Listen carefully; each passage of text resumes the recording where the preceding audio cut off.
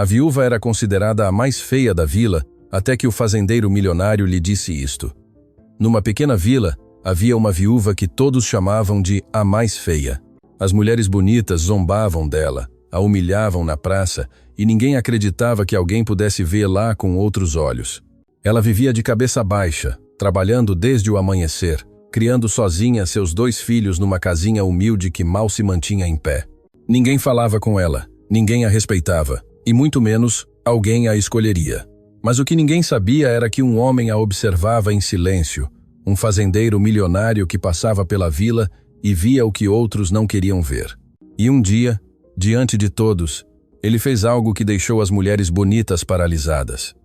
Ele parou diante da viúva e pronunciou umas palavras que mudariam tudo para sempre. O que veio depois foi uma guerra silenciosa. Cartas ameaçadoras, mentiras cruéis, ataques na escuridão. Alguém estava disposto a destruir ela antes que alcançasse a felicidade. Conte-nos aqui embaixo nos comentários de qual cidade nos escuta. Clique no botão de curtir e vamos com a história. O vento arrastava poeira pela rua principal de Vila da Serra quando Estela Medeiros saiu do armazém do seu Manuel com um saco de feijão e 2 kg de milho. Ela usava o mesmo vestido marrom desbotado de sempre, o cabelo preso numa trança desgrenhada, e caminhava com a cabeça ligeiramente inclinada, como quem aprendeu a se fazer pequena para não incomodar. Tinha 38 anos, mas a vida havia-lhe talhado rugas prematuras ao redor dos olhos e nos cantos da boca. Sua pele morena estava curtida pelo sol das plantações, onde trabalhava desde o amanhecer, e suas mãos ásperas contavam a história de uma mulher que nunca havia conhecido o descanso. Desde a morte de seu marido há 5 anos, num acidente na estrada para Uberlândia, Estela havia criado sozinha seus 2 filhos, João de 14 e a pequena Clara de 11. Viviam numa casinha de taipa à beira da vila com telhado de zinco enferrujado e um galinheiro onde criavam 3 galinhas magras. A vila inteira sabia sua história, mas não a recordavam com compaixão, a recordavam com zombaria. Lá vai a feia, murmuravam as mulheres quando ela passava em frente ao mercado. Pobre dos filhos dela com essa mãe. Patrícia Fontes e Carolina Diniz, as 2 mulheres mais bonitas da vila, segundo elas mesmas e segundo os homens que as seguiam com o olhar, estavam sentadas no banco da praça quando Estela cruzou em frente a elas. Patrícia usava um vestido amarelo justo e saltos altos que faziam barulho contra o calçamento. Carolina exibia uma maquiagem perfeita e uma blusa decotada, que deixava ver um colar de ouro falso. Ambas soltaram uma risada aguda ao ver Estela. Olha só, disse Patrícia alto o suficiente para que Estela ouvisse. Como ela se atreve a sair assim? Se eu tivesse essa cara, ficaria trancada. Carolina tapou a boca com falsa modéstia. Ai, comadre, não seja cruel. Embora tenha razão, nem com todo o dinheiro do mundo alguém a olharia. Estela apertou o saco contra o peito e continuou caminhando. Não respondeu. Nunca o fazia. Havia aprendido que o silêncio doía menos que as palavras. Virou na esquina, em direção à estrada de terra que levava à sua casa, e foi então que ouviu o trote lento de um cavalo atrás dela. Fez-se para o lado da estrada sem virar. Sabia que os fazendeiros passavam sempre por ali rumo às serras, e ela não queria atrapalhar. Mas o cavalo parou ao seu lado. Levantou o olhar surpresa e viu um homem alto de uns 45 anos com chapéu de aba larga e camisa de trabalho impecavelmente limpa. Montava um cavalo pinto de boa raça. Ela o reconheceu imediatamente. Era Rodrigo Viana, o dono da fazenda Águas Claras, uma das propriedades mais grandes da região. Dizem que tinha terras de Poços de Caldas a Pouso Alegre. Um homem rico, um homem importante. Ele a olhou com olhos tranquilos, sem pressa. Boa tarde, senhora. Estela abaixou o olhar. Boa tarde, senhor. Rodrigo não se moveu. O cavalo bufou suavemente. Vai para casa? Sim, senhor. Permita-me acompanhá-la. O caminho está solitário. Estela sentiu um nó na garganta. Ninguém a acompanhava. Ninguém a olhava. E menos um homem como ele. Acreditou que era uma brincadeira cruel, outra humilhação disfarçada de cortesia. Mas quando levantou os olhos, viu algo no olhar de Rodrigo que não sabia nomear. Não era pena, não era zombaria. Era algo distinto, algo que há anos ninguém lhe mostrava. Não é necessário, senhor. Está perto. Insisto. E sem esperar resposta, Rodrigo desmontou do cavalo e começou a caminhar ao seu lado, levando as rédeas com uma mão. Estela caminhou em silêncio, com o coração acelerado, sentindo os olhares das vizinhas que espiavam das janelas. Sabia que amanhã a vila inteira falaria disso e sabia que não seria nada bom. Quando chegaram em frente à sua casa, Estela murmurou um obrigada quase inaudível e entrou rápido, fechando a porta de madeira atrás dela. Rodrigo ficou um momento lá fora, olhando a casinha humilde, o galinheiro, as galinhas ciscando a terra seca. Depois montou seu cavalo e se afastou ao trote em direção às serras. Mas o que Estela não sabia, o que ninguém na vila sabia, era que Rodrigo Viana levava 3 anos observando-a, 3 anos vendo como ela ajudava a idosa Dona Josefa a carregar sua lenha, 3 anos vendo como ela compartilhava seu escasso almoço com as crianças do caminho, 3 anos vendo como ela suportava as zombarias com dignidade, sem responder, sem cair. E nesses 3 anos, Rodrigo havia tomado uma decisão que estava prestes a mudar tudo. No dia seguinte, quando o sol mal começava a aquecer o calçamento da praça, Rodrigo Viana chegou à vila montado em seu melhor cavalo. Não ia sozinho, o acompanhavam 2 de seus trabalhadores de confiança. Ele parou em frente ao armazém do seu Manuel, justo onde as mulheres da vila se reuniam todas as manhãs para comprar e fofocar. Patrícia e Carolina estavam lá, é claro, com seus vestidos novos e suas risadas escandalosas. Rodrigo desmontou e caminhou diretamente para o grupo. Todas as conversas pararam. O silêncio caiu sobre a praça como uma pedra. "Bom dia", disse Rodrigo com voz firme. "Venho procurar a senhora Estela Medeiros. Alguém sabe onde posso encontrá-la?" Patrícia piscou, confusa. Carolina soltou uma risada nervosa. "É Estela, a viúva." "Sim, ela." "Bem, deve estar em casa, senhor Viana." "Para que a procura?" Rodrigo as olhou fixamente sem sorrir. "Isso é entre ela e eu." E sem dizer mais, montou seu cavalo e seguiu em direção à casa de Estela.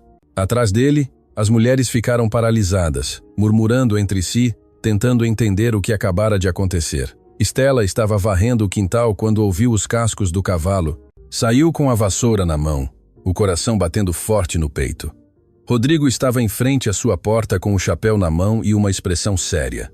"Senhora Estela", disse com voz clara. "Preciso falar com a senhora, é importante." Ela engoliu em seco. "Aconteceu algo ruim, senhor?" "Não, nada ruim." Rodrigo a olhou direto nos olhos. "Venho pedir-lhe permissão para visitá-la, para conhecê-la, porque há tempos a admiro, e acho que é hora de a senhora saber disso." O mundo de Estela parou. As palavras não faziam sentido. Ninguém a admirava, ninguém a procurava, e menos um homem como ele. Abriu a boca para responder, mas não saiu nada. Só pôde olhá-lo incrédula, enquanto no fundo da rua, ocultas atrás das esquinas, várias mulheres da vila observavam a cena com os olhos muito abertos e as bocas escancaradas. A notícia correu por Vila da Serra, como o vento arrasta as folhas secas em outubro. Na hora do almoço, não havia um único canto da vila que não falasse da mesma coisa.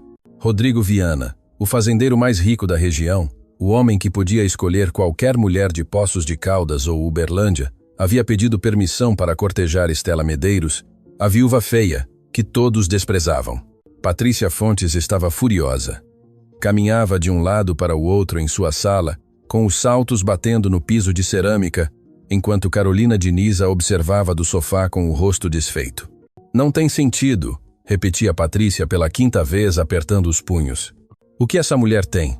O que ele pode ver nela? É feia, pobre, sem educação, veste como camponesa, nem se arruma." Carolina mordeu o lábio, sentindo-se igualmente ofendida. "Deve ser um jogo, uma aposta. Os homens ricos fazem essas coisas por diversão. Você verá que em poucos dias ele se aborrece e a deixa." Mas no fundo, ambas sabiam que algo no olhar de Rodrigo quando pronunciou o nome de Estela não era um jogo, era determinação. Enquanto isso, na casa de taipa à beira da vila, Estela não conseguia parar de tremer. Sentou-se na única cadeira que tinham na cozinha, com as mãos sobre os joelhos, olhando o chão de terra batida sem ver nada. João e Clara a observavam da porta do quarto sem ousar perguntar. "Mãe", disse finalmente João, aproximando-se com cuidado. "É verdade o que dizem? Que o senhor Viana veio te procurar?" Estela levantou o olhar. Seus olhos estavam úmidos. "Sim, filho." "E o que ele quer?" Ela não soube o que responder. Como explicar a um menino de 14 anos que um homem como Rodrigo Viana havia dito que a admirava?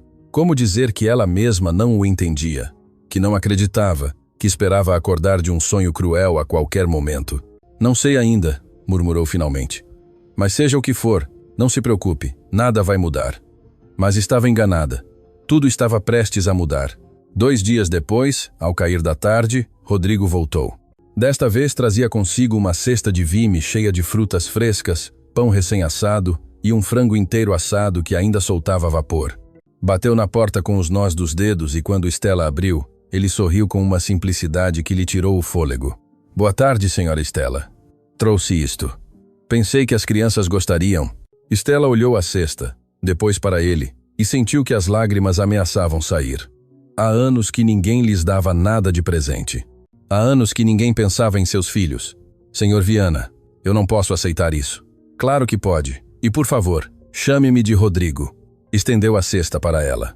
Não é esmola, é um presente entre amigos. Amigos. Essa palavra soava estranha nos lábios de um homem como ele, dirigida a alguém como ela, mas a forma como ele disse, com sinceridade, sem condescendência, fez com que algo dentro de Estela começasse a se afrouxar. Pegou a cesta com as mãos trêmulas. Obrigada, sussurrou. Posso entrar? Gostaria de conhecer seus filhos. Estela hesitou olhando para dentro de sua humilde casa. O chão de terra, as paredes descascadas, os móveis velhos, tudo gritava pobreza. Mas Rodrigo já havia dado um passo à frente, e ela não teve coragem de detê-lo.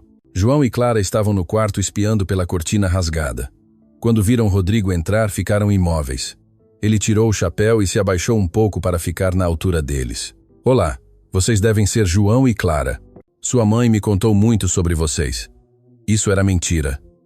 Estela mal havia falado com ele, mas a mentira era gentil, e as crianças relaxaram um pouco. É verdade que o senhor tem cavalos, senhor? Perguntou João com timidez. Muitos, e vacas e carneiros. Algum dia, se sua mãe me der permissão, levo você para conhecer a fazenda. Gostaria? Os olhos de João se iluminaram. Clara sorriu pela primeira vez em muito tempo. Estela os observava da entrada da cozinha com o coração apertado, sem entender por que este homem estava fazendo tudo isso. Quando Rodrigo se despediu naquela noite, já escuro, parou em frente a Estela no limiar da porta. O céu estava cheio de estrelas, e o ar cheirava a terra molhada pela chuva que havia caído nas serras. Estela, disse com voz baixa, usando seu nome sem o senhora pela primeira vez. Sei que não me crê. Sei que pensa que isso é um erro ou uma brincadeira, mas não é. Ela o olhou incapaz de sustentar o olhar por muito tempo. Por que eu? Perguntou com um fio de voz. Há tantas mulheres bonitas na vila, mulheres jovens, sem filhos, sem coração, interrompeu Rodrigo com firmeza. Mulheres sem caráter. Mulheres que só veem com os olhos, mas não com a alma. Deu um passo mais perto. Eu levo 3 anos vendo você, Estela. 3 anos vendo como você ajuda as pessoas sem esperar nada em troca. Como você suporta as zombarias com dignidade. Como você cria seus filhos com amor, embora não tenha quase nada. Isso é beleza. Isso é o que vale. E isso é o que quero ao meu lado. Estela sentiu que as pernas lhe tremiam. Ninguém lhe havia falado assim em toda a sua vida. Ninguém a havia visto assim. Não sou bonita, murmurou abaixando o olhar. Rodrigo levantou seu queixo com suavidade, obrigando-a a olhá-lo. Isso é o que fizeram você acreditar, mas eu vejo algo distinto, e logo o resto do mundo também verá. Despediu-se com uma inclinação de cabeça e montou seu cavalo. Estela ficou na porta com o coração batendo tão forte que podia ouvi-lo em seus ouvidos. As visitas de Rodrigo se tornaram constantes. A cada 2 ou 3 dias, aparecia com algo. Um presente para as crianças, madeira para reparar o telhado, sementes para a horta. Mas mais que os presentes, trazia conversas, trazia risos, trazia uma presença que enchia a casa vazia de Estela, com algo que ela havia esquecido: esperança. Na vila a fúria crescia. Patrícia e Carolina já não se limitavam a murmurar. Agora falavam abertamente com veneno em cada palavra. É uma bruxa, dizia Patrícia no mercado, alto o suficiente para que todos ouvissem. Fez algo com ele, um trabalho de magia negra. Não há outra explicação. Pobre seu Rodrigo, acrescentava Carolina com falsa compaixão. Está enfeitiçado. Alguém deveria avisá-lo antes que ele cometa uma loucura. Mas Rodrigo não estava enfeitiçado. Estava apaixonado e estava cansado de ver como a vila tratava a mulher que amava.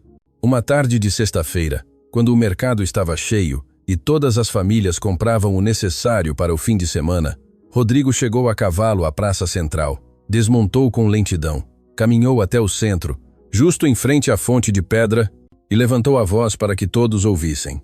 Boa tarde, vizinhos de Vila da Serra. Tenho algo importante a dizer. As conversas pararam. As mulheres pararam de barganhar. Os homens pararam de carregar fardos. Todos viraram para ele. Patrícia e Carolina estavam perto, com os olhos muito abertos, prendendo a respiração. Rodrigo olhou ao redor, seguro de si mesmo, com a autoridade de quem sabe o que vale e o que quer. Depois falou alto e claro. Dentro de um mês vou me casar com a senhora Estela Medeiros. E quero que todos vocês sejam testemunhas de que esta decisão a tomo com o coração cheio e a mente clara. Ela será minha esposa, a senhora da fazenda Águas Claras, e espero que a partir de hoje lhe deem o respeito que sempre deveria ter. O silêncio que se seguiu foi absoluto. Ninguém se moveu, ninguém respirou. E então, do fundo da praça, alguém começou a aplaudir. Foi seu Manuel, o velho comerciante que sempre havia visto tudo em silêncio. Depois juntou-se a ele Dona Josefa, a idosa a quem Estela ajudava com a lenha, e depois, um por um, os trabalhadores do campo, os camponeses humildes, os que sabiam o que era o verdadeiro valor, começaram a aplaudir também. Mas Patrícia e Carolina não aplaudiram, ficaram paralisadas, com os rostos pálidos e as mãos apertadas, sentindo como o mundo que conheciam começava a desmoronar sob seus pés. Rodrigo montou seu cavalo e seguiu em direção à casa de Estela, deixando para trás uma vila comovida e duas mulheres que pela primeira vez em sua vida compreenderam o que era a humilhação. Quando Estela ouviu os passos de Rodrigo se aproximando de sua porta naquela tarde, saiu ao quintal secando as mãos no avental. Ele desmontou e caminhou em direção a ela com um sorriso que lhe iluminava todo o rosto. Já está feito, disse simplesmente.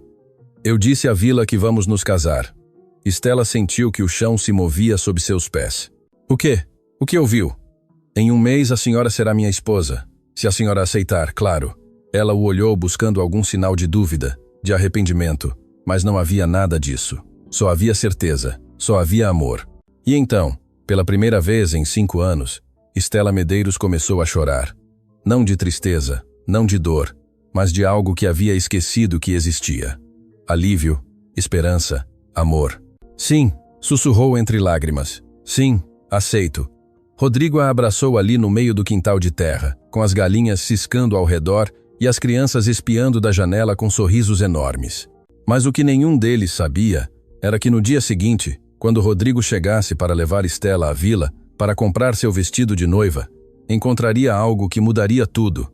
Uma carta anônima deslizada sob a porta de Estela com letras tortas e palavras cheias de ódio, ameaçando-a de arruinar o casamento e destruir sua felicidade se não se afastasse de Rodrigo Viana imediatamente. Estela encontrou a carta ao amanhecer quando saiu para jogar milho para as galinhas. O envelope branco estava jogado junto ao batente da porta, como se alguém o tivesse deixado cair ali no meio da noite. Pegou-o com mãos trêmulas, sentindo o peso de algo ruim antes mesmo de abri-lo. Dentro, com letra inclinada e apertada, dizia: Viúva estúpida, você realmente acredita que um homem como Rodrigo Viana vai se casar com você? Ele está te usando, está zombando de você, e quando se cansar vai te deixar pior do que estava. Se tiver um pouco de dignidade, afaste-se dele antes que seja tarde demais. Ninguém te quer aqui. Nunca te quiseram, e se você se casar com ele, faremos você pagar cada dia de sua vida miserável. Isto é um aviso, não haverá outro. As mãos de Estela tremeram tanto que a carta caiu no chão. Ficou ali parada com o coração batendo na garganta, sentindo como o medo lhe subia pela espinha. Não era medo físico, era algo pior. Era o medo de acreditar em algo bom e que lhe o arrebatassem. Era o medo de que tudo fosse mentira, como dizia a carta. Entrou na casa e escondeu o papel no fundo de uma gaveta velha debaixo de suas roupas. Não queria que João ou Clara o vissem. Não queria que Rodrigo soubesse, porque uma parte dela, a parte que havia sido humilhada durante anos, a parte que havia aprendido a não esperar nada de bom, começou a se perguntar se a carta tinha razão. Quando Rodrigo chegou naquela manhã, montado em seu cavalo com um sorriso no música-rosto e um pacote embrulhado em papel de embrulho debaixo do braço, Estela saiu para recebê-lo com um sorriso forçado. Ele notou algo de imediato. Está bem? Perguntou descendo do cavalo e aproximando-se dela com a testa franzida. Sim, mentiu Stella, desviando o olhar. Só estou cansada. Rodrigo não insistiu, mas a estudou com esses olhos tranquilos que pareciam ver mais do que ela queria mostrar. Estendeu o pacote. Trouxe isto. Abra. Stella desembrulhou o papel com cuidado. Dentro havia um tecido macio de cor azul claro com bordados na gola e nas mangas. Um vestido. Um vestido lindo. O tipo de vestido que ela jamais havia usado, nem sequer imaginado usar. É para usar hoje, disse Rodrigo com suavidade. Vamos à vila. Quero que escolha o que precisar para o casamento e quero que comece a se acostumar a ser tratada como merece. Stella sentiu um nó na garganta. Queria lhe contar sobre a carta. Queria perguntar-lhe se era verdade, se tudo era um jogo, se realmente a amava. Mas as palavras não saíram, apenas assentiu e entrou para se trocar. Quando saiu com o vestido, Rodrigo ficou imóvel. Era a primeira vez que a via com algo que não fossem suas roupas gastas. O azul claro fazia sua pele morena brilhar. O corte simples do vestido realçava sua figura magra, mas forte. E embora ainda usasse o cabelo preso na mesma trança de sempre, algo nela havia mudado. Algo começava a despertar. Está linda, disse Rodrigo com voz rouca. Stella abaixou o olhar sentindo-se exposta. Não minta, senhor Rodrigo. Não é mentira. E pare de me chamar de senhor. Em breve serei seu marido. Montaram no cavalo juntos. Ela sentada na frente e ele atrás, segurando-a com um braço ao redor de sua cintura. A viagem para a vila foi silenciosa, mas não incômoda. Stella sentiu o calor de Rodrigo contra suas costas, o cheiro de couro e terra limpa de suas roupas, e por um momento permitiu que o medo se afrouxasse. Quando chegaram à praça, todos os olhares se cravaram neles. Rodrigo desmontou primeiro e depois ajudou Stella a descer, pegando-a pela mão com naturalidade, como se fosse a coisa mais normal do mundo. Caminharam juntos até a loja de tecidos da Dona Célia, uma mulher mais velha que há 40 anos costurava vestidos para as famílias da vila. Patrícia e Carolina estavam em frente à padaria, com os braços cruzados e os olhares afiados como facas. Quando viram Stella com o vestido novo, de braço dado com Rodrigo, algo escuro cruzou seus rostos. Olha só, murmurou Patrícia com desprezo. Já se veste de princesa, mas uma galinha com penas de pavão continua sendo galinha. Carolina soltou uma risada áspera. Dê tempo. Quando Rodrigo perceber o erro, vai voltar rastejando. Mas Rodrigo não ia perceber nenhum erro porque não havia. Dentro da loja, Dona Célia recebeu Stella com os olhos brilhantes de emoção. Era uma das poucas pessoas na vila que sempre havia tratado a viúva com respeito. Senhora Stella, que alegria vê-la. Seu Rodrigo me contou do casamento. Vamos fazer-lhe o vestido mais bonito que já viu na vida. Durante as 2 horas seguintes, Dona Célia tirou medidas, mostrou tecidos, desenhou modelos. Rodrigo observava de uma cadeira no canto com um sorriso tranquilo sem pressa. Stella se deixava levar, embora no fundo a carta continuasse queimando em sua memória. Quando saíram da loja, já caía a tarde. Rodrigo a levou à sapataria, onde lhe comprou um par de sapatos de couro macio, depois à retrosaria, onde escolheram fitas e flores para o cabelo. Em cada lugar, Rodrigo a apresentava com orgulho. Minha noiva, a senhora Stella Medeiros. As mulheres da vila os observavam das janelas, das portas, das esquinas, algumas com curiosidade, outras com inveja e algumas, como Patrícia e Carolina, com um ódio que começava a se transformar em algo perigoso. Aquela noite, depois de deixar Stella em sua casa, Rodrigo cavalgou de volta para a fazenda Águas Claras. O caminho atravessava um trecho de mata fechada, onde os pinheiros se fechavam sobre a trilha e a luz da lua mal penetrava. Ia pensando em Stella, no casamento, no futuro que construiriam juntos, quando ouviu um ruído à sua direita. Um cavalo saiu de entre as árvores. Sobre ele, um homem com o rosto coberto por uma bandana. Rodrigo deteve sua montaria de imediato, com a mão movendo-se instintivamente em direção ao facão que levava na cintura. "O que quer?" perguntou com voz firme. O homem não respondeu. Só ficou ali, imóvel, como uma sombra. Depois falou com voz distorcida, grave e lenta. "Seu Rodrigo, alguém me mandou para lhe dar uma mensagem. O senhor está cometendo um erro. Essa mulher não é o que parece. Convém-lhe afastar-se dela antes que seja tarde demais." Rodrigo apertou as rédeas. "Quem o mandou? Isso não importa. Só escute o conselho. Há coisas que não sabe. Coisas que ela está lhe ocultando. Se casar com essa viúva, vai se arrepender o resto de sua vida. Saia daqui, disse Rodrigo com frieza, antes que eu o derrube desse cavalo a golpes. O homem riu um som seco e desagradável.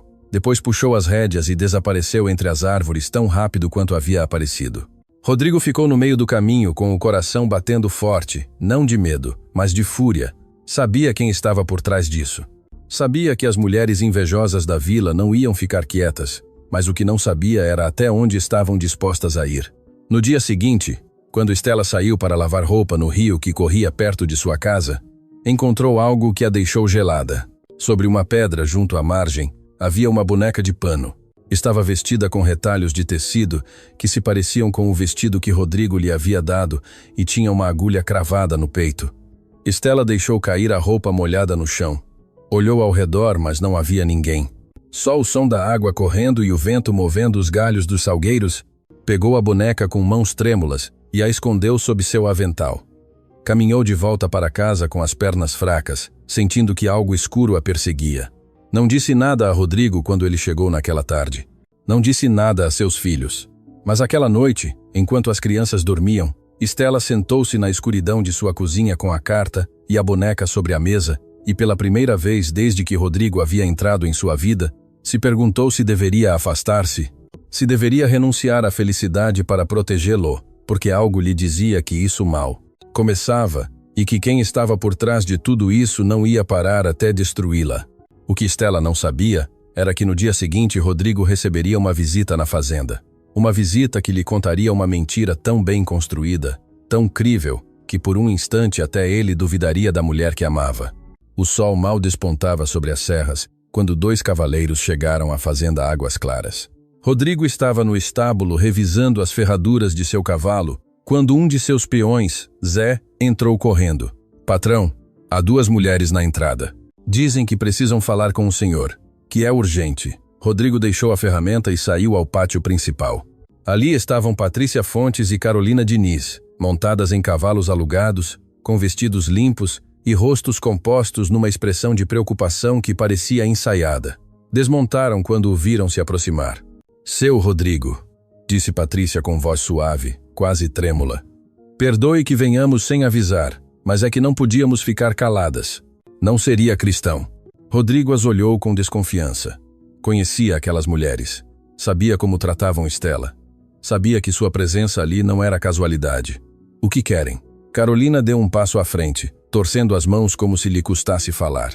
"Seu Rodrigo, o senhor é um homem bom, um homem respeitado, e por isso nos dói muito ter que lhe dizer isto, mas tem que saber a verdade sobre Estela Medeiros antes que seja tarde demais."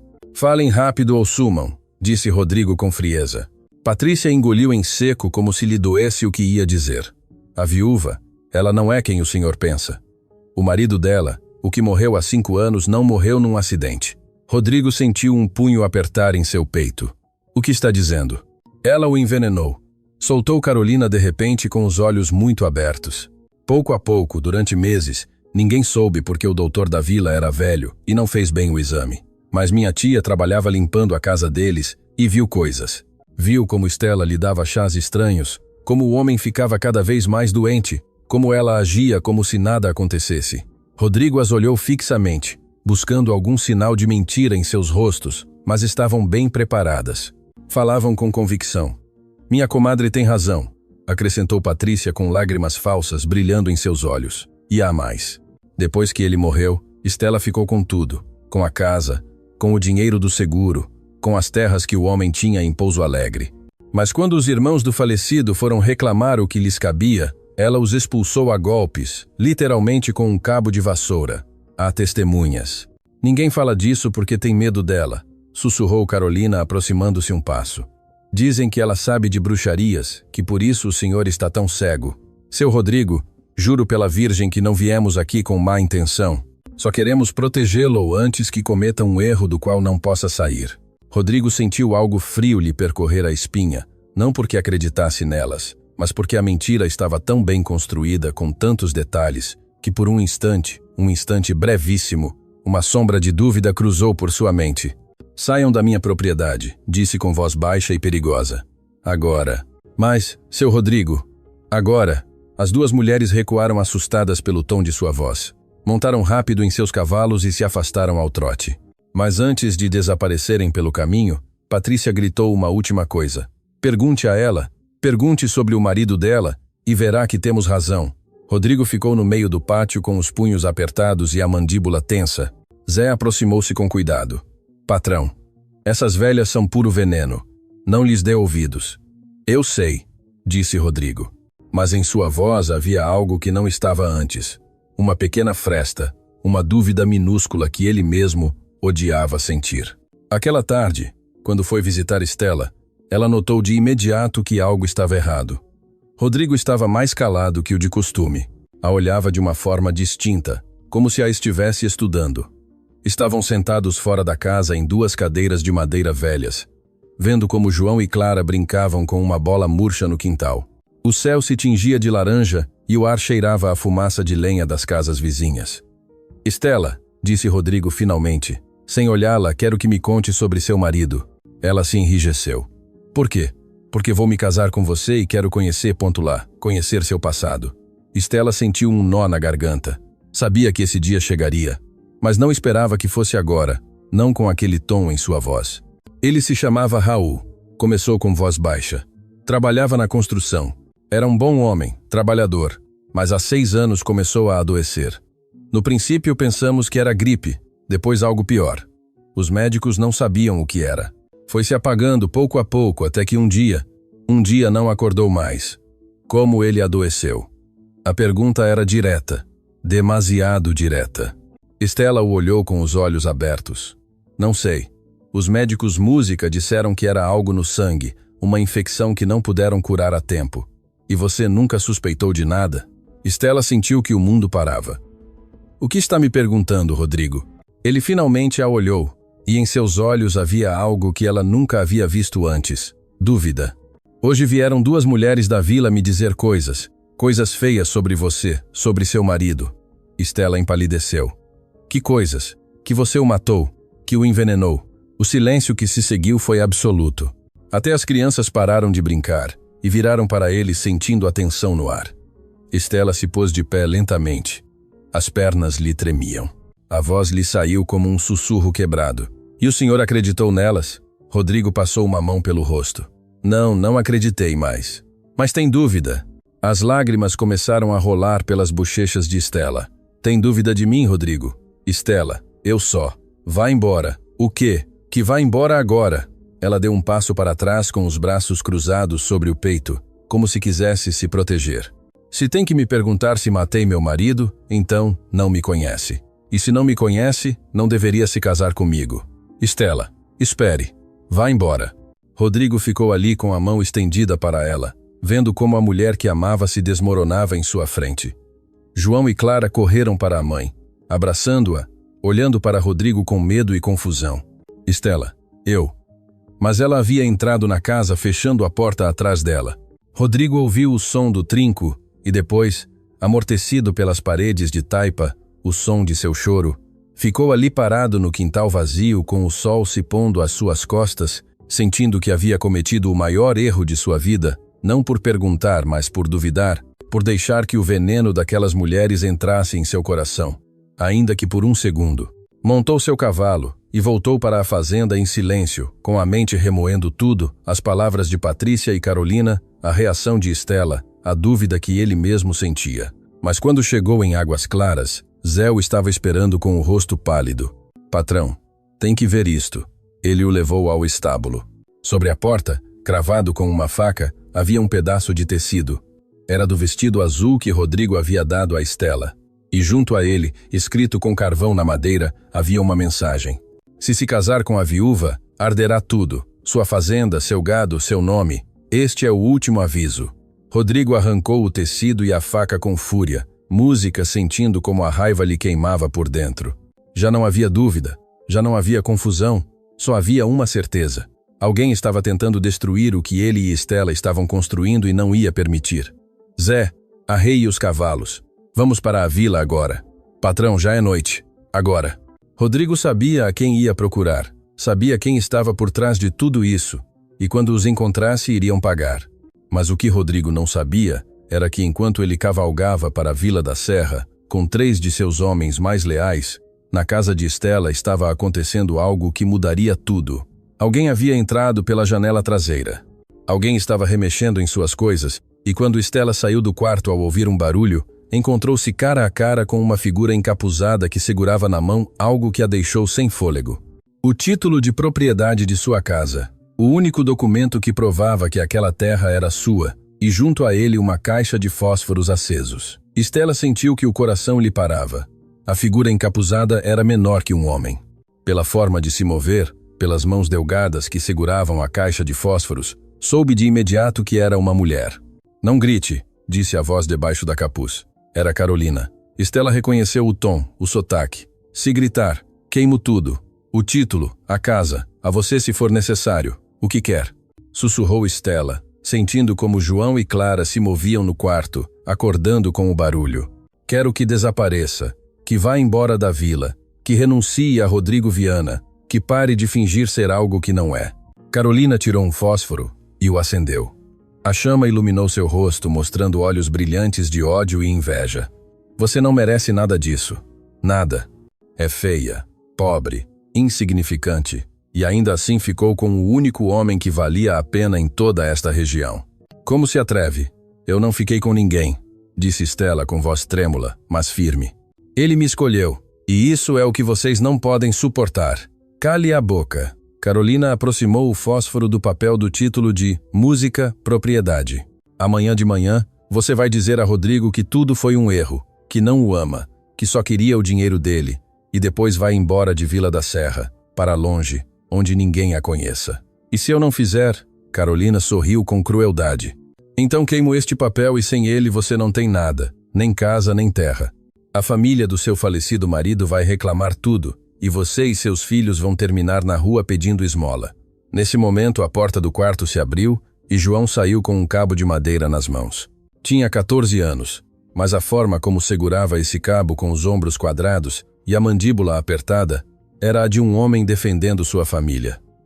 Solte isso e saia de nossa casa, disse com voz rouca. Carolina se virou para ele surpresa. O fósforo se consumia entre seus dedos. Moleque estúpido, isto não é assunto seu. É minha mãe, é minha casa, e você não tem direito de estar aqui. Por um segundo Carolina hesitou, mas então ouviram algo lá fora.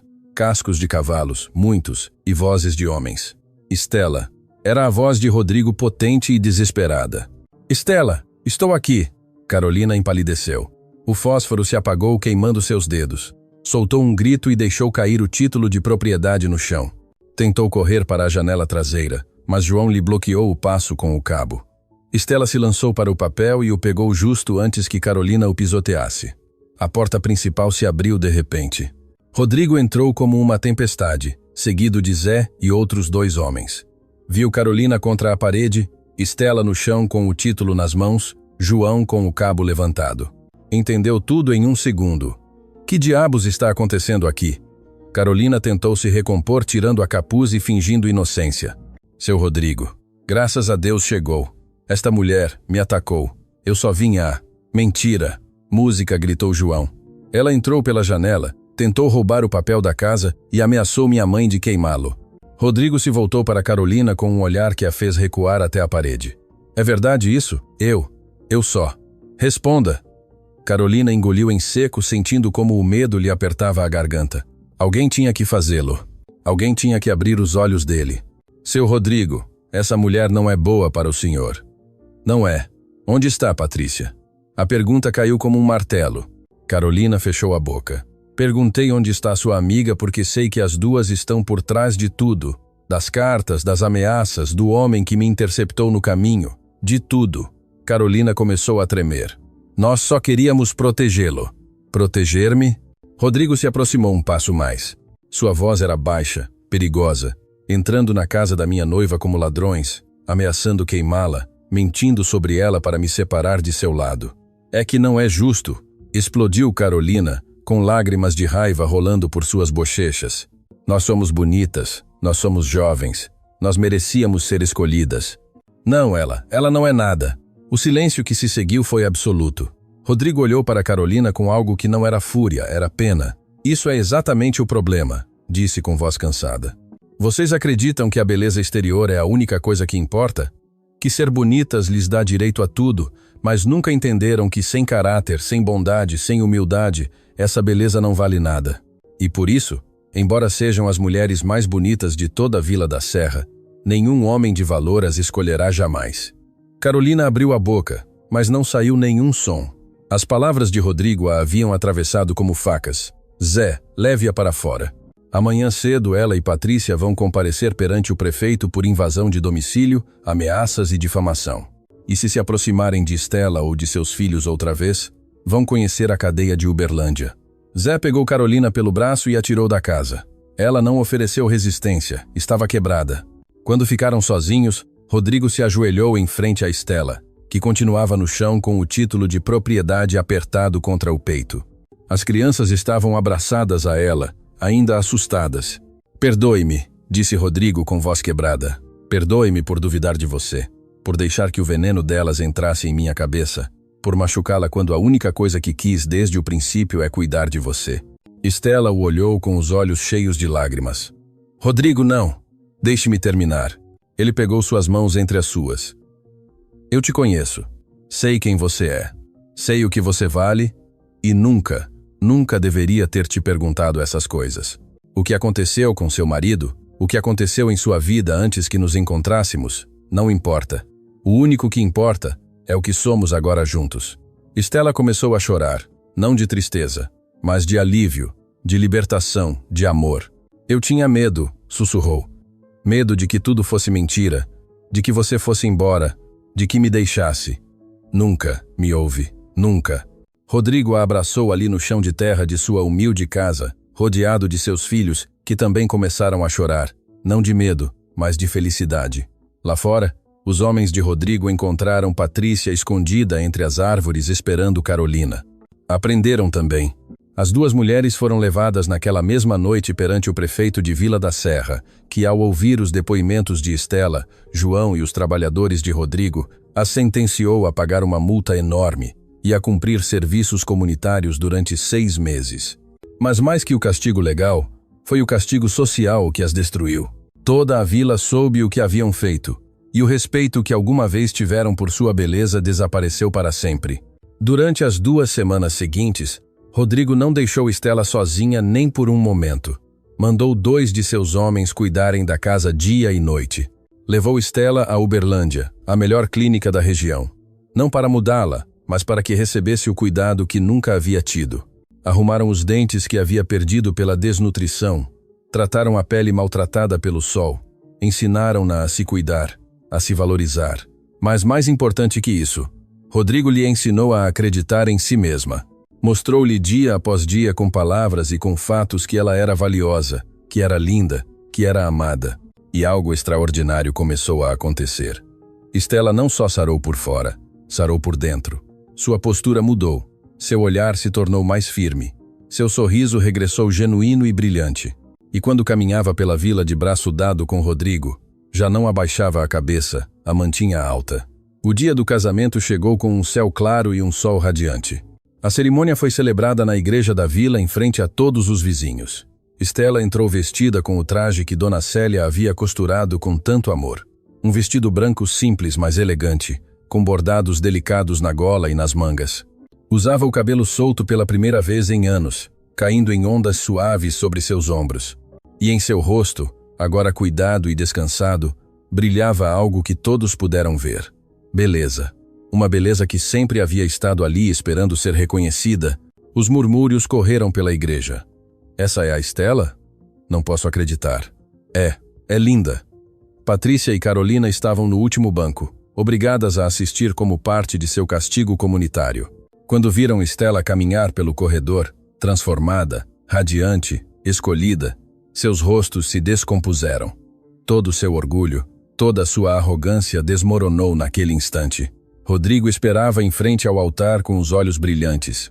Quando Estela chegou ao seu lado, sussurrou em seu ouvido. Sabia que o mundo terminaria vendo você como eu sempre vi. A cerimônia foi curta, mas emotiva.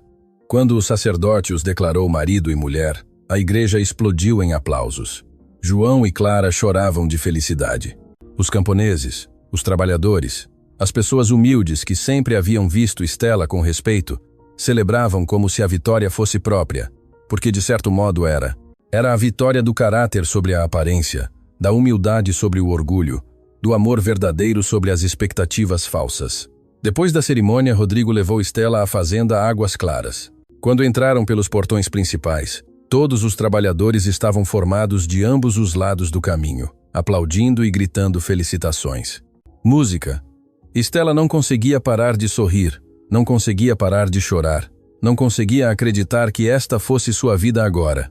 Aquela noite, durante a festa no pátio da fazenda, com música sertaneja e comida abundante para todos, Rodrigo pegou a mão de Stella e a levou ao centro da pista.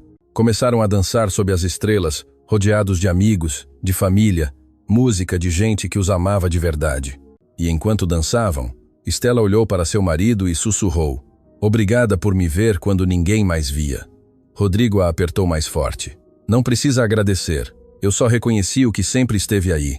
A festa continuou até o amanhecer, mas quando o sol começou a sair sobre as serras pintando o céu de rosa e laranja, algo aconteceu que ninguém esperava.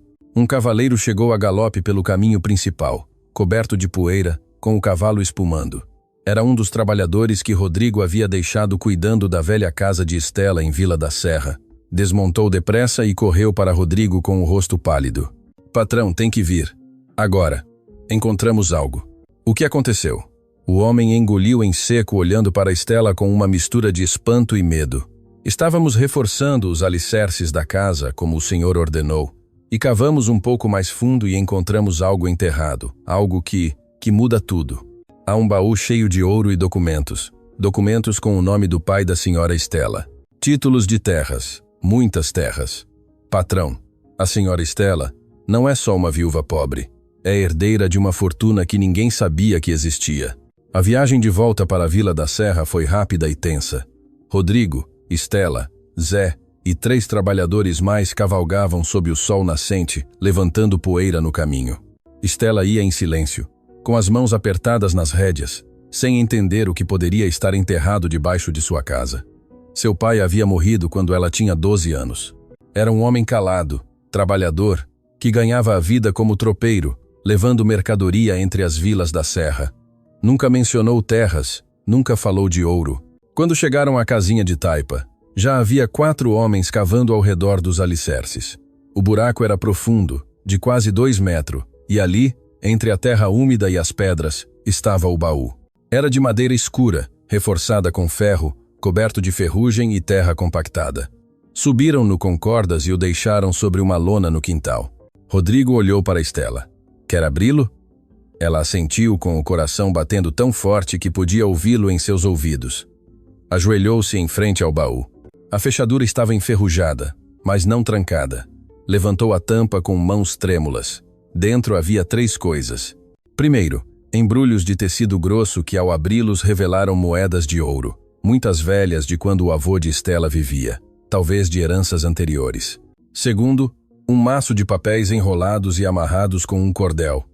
E terceiro, uma carta escrita em tinta desbotada com a letra inconfundível de seu pai. Stella pegou a carta com dedos trêmulos e começou a ler em voz alta. "Minha querida Stella, se está lendo isto é porque já não estou contigo. Perdoe-me por não ter lhe dito nada em vida, mas queria protegê-la da cobiça alheia. Seu avô, ou meu pai, foi dono de terras grandes entre Pouso Alegre e Poços de Caldas, mas quando morreu, meus irmãos me traíram. Falsificaram documentos e me tiraram tudo. Só pude resgatar estes títulos originais e o ouro que vê aqui. Escondi-o para que algum dia, quando fosse maior, pudesse reclamar o que é seu. As terras estão em seu nome no registro antigo de Uberlândia. Não deixe que ninguém lhe tire o que lhe pertence. Você é mais forte do que pensa. Com amor, seu pai." O silêncio caiu sobre o quintal como um cobertor pesado. Stella deixou cair a carta e cobriu o rosto com as mãos. Não sabia se chorava ou ria. Durante anos havia vivido na pobreza, humilhada, desprezada, acreditando que não tinha nada. E todo esse tempo debaixo de seus pés estava a prova de que era herdeira de uma fortuna considerável. Rodrigo se ajoelhou ao seu lado e a abraçou. Seu pai a protegeu mesmo depois de morto. "Eu não sabia de nada", sussurrou Stella. "Nada. Minha mãe morreu quando eu era pequena. Meu pai nunca falou disso. E quando Raul e eu nos casamos, vivíamos com o justo. Nunca imaginei. Já não importa, disse Rodrigo com firmeza. O importante é que agora você sabe, e vamos recuperar essas terras todas. Durante os dias seguintes, Rodrigo contratou o melhor advogado de Uberlândia. Levaram os documentos ao cartório de registro de imóveis e depois de revisar os arquivos antigos, o advogado confirmou o que a carta dizia. Estela Medeiros, filha de Ernesto Medeiros, era a legítima dona de 300 hectares de terra fértil entre Pouso Alegre e Poços de Caldas. Terras que seus tios, os irmãos de seu pai, haviam estado explorando ilegalmente durante mais de 20 anos. A notícia correu por toda a região como pólvora. A viúva pobre, a mulher que todos desprezavam, não só havia se casado com o fazendeiro mais rico de Vila da Serra, também era herdeira de uma fortuna própria. Os mesmos que a haviam humilhado agora a olhavam com uma mistura de vergonha, inveja e espanto. Patrícia e Carolina, que cumpriam seus trabalhos comunitários varrendo as ruas da vila sob o sol ardente, souberam enquanto descansavam debaixo de uma árvore. Quando uma das vizinhas lhes contou, com malícia apenas disfarçada, que Estela era agora dona de mais terras que qualquer outra família da região, ambas ficaram em silêncio. Não houve lágrimas, não houve raiva. Só havia um vazio profundo, a certeza esmagadora de que haviam destruído suas próprias vidas por inveja. Nunca foi por pena, murmurou Carolina olhando para o chão. Rodrigo realmente a amava. E no fim, ela sempre foi mais do que nós. Em todo sentido. Patrícia não respondeu. Só continuou varrendo com os olhos secos e o orgulho em pedaços. 2 meses depois, quando o advogado ganhou o caso e as terras foram oficialmente restituídas a Estela, Rodrigo organizou uma reunião na fazenda Águas Claras. Convidou todos os camponeses que trabalhavam as terras de Estela, os vizinhos de Vila da Serra, as autoridades locais. Queria que todos soubessem a verdade, que todos vissem quem era realmente sua esposa. Estela entrou no salão principal da fazenda, vestida com um traje simples, mas elegante, cor verde-oliva, com o cabelo preso num coque baixo. Já não parecia a mulher curvada e assustada de meses atrás. Caminhava com as costas retas, o olhar firme, o sorriso tranquilo de quem encontrou seu lugar no mundo. Rodrigo a apresentou a todos. Esta é minha esposa, Estela Viana Medeiros, dona de 300 hectares de terra, mãe de 2 filhos extraordinários e a mulher mais valente e generosa que conheci. E quero que todos saibam que as decisões sobre essas terras ela tomará, porque são suas, não minhas. Os camponeses, muitos dos quais haviam trabalhado essas terras durante anos, sem saber que pertenciam à filha de seu Ernesto, se puseram de pé e aplaudiram. Alguns choravam porque Estela, em seu primeiro ato como dona, havia anunciado que não os expulsaria, que continuariam trabalhando a terra, mas agora com contratos justos, com salários dignos, com respeito. Meu pai amava esta terra, disse Estela com voz clara, sem tremer, e eu vou honrar sua memória, tratando-a com o mesmo amor e tratando a quem a trabalha com a dignidade que merecem. O aplauso foi estrondoso. Estela olhou para Rodrigo e viu em seus olhos o mesmo orgulho que havia visto Música no dia em que lhe pediu em casamento. Mas agora era diferente. Agora Estela não precisava que alguém mais a validasse. Ela sabia quem era, sabia o que valia. Os meses seguintes trouxeram mais mudanças. Estela, com a ajuda de Rodrigo, modernizou as terras, construiu casas para os trabalhadores, abriu uma pequena escola para os filhos dos camponeses e pouco a pouco seu nome se tornou sinônimo, não de pobreza ou de humilhação, mas de justiça e generosidade. 1 ano depois do casamento, Estela caminhava pela praça de Vila da Serra com Clara de Amão. A menina tinha agora 12 anos e estudava numa escola particular em Poços de Caldas. João, de 15, trabalhava na fazenda aprendendo o ofício de fazendeiro junto a Rodrigo. A vida havia mudado de maneiras que nenhum deles teria imaginado. As mulheres da vila, as mesmas que antes murmuravam quando Estela passava, agora a cumprimentavam com respeito. Algumas, inclusive, lhe pediam conselhos sobre seus próprios problemas. Estela as escutava com paciência, sem rancor, sem arrogância, porque o dinheiro e as terras não haviam mudado quem era ela. Só haviam revelado o que sempre esteve ali. Passou em frente ao armazém do seu Manuel. O velho comerciante saiu para cumprimentá-la com um sorriso. Senhora Estela, que gosto em vê-la. Como está o seu Rodrigo? Bem, seu Manuel. Muito obrigada. Sabe, eu sempre soube que a senhora era especial. Desde que era uma menina e vinha com seu pai comprar açúcar, sempre soube. Stella sorriu sem dizer nada. Sabia que seu Manuel nunca a havia defendido quando as mulheres zombavam dela. Mas também sabia que guardar rancor só envenenava a alma. Então assentiu com amabilidade e continuou caminhando. No final da praça, sentadas no mesmo banco onde antes se sentavam para rir e criticar, estavam Patrícia e Carolina. Já haviam cumprido seu castigo comunitário, mas nenhuma havia encontrado marido. Nenhuma havia encontrado o futuro dourado que acreditavam merecer por serem bonitas. Patrícia trabalhava agora numa loja de roupas em Uberlândia. Carolina ajudava na padaria de sua tia. Viviam vidas ordinárias, cinzentas, perseguidas pela reputação do que haviam feito. Quando viram Stella se aproximar, ambas abaixaram o olhar, mas Stella parou em frente à música a elas.